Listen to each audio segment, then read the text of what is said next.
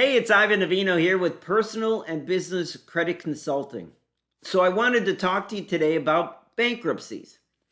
I had a lady call me earlier today and she's asking if we are able to delete bankruptcies off of a credit report. And the answer is yes, we can do that. See, she called me up because what she wants to do is buy herself a 2 or 3 unit building in the Chicago area coming around August, is what she said. But she has a bankruptcy from 2018.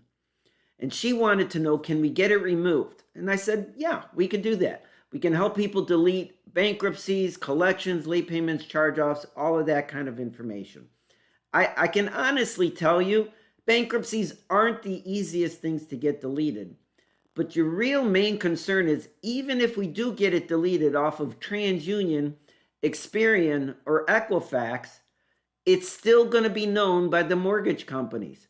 See, mortgage companies, they will do a title search on the property you're looking to purchase. And when they do a title search, they're also going to do a background check.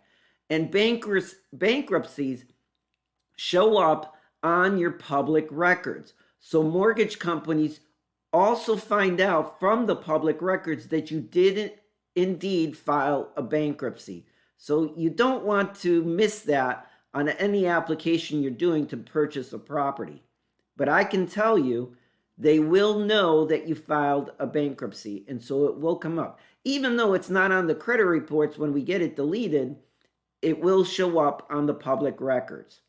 Now, what does that mean to you?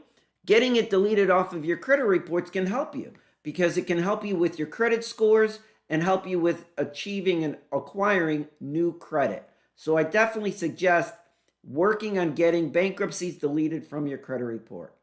This is what I told the lady, and this is what I'm telling you. So if you need any help with credit cleanup, removing bankruptcies, or just general information in regards to personal credit, give me a call. It's Ivan Divino, Personal and Business Credit Consulting.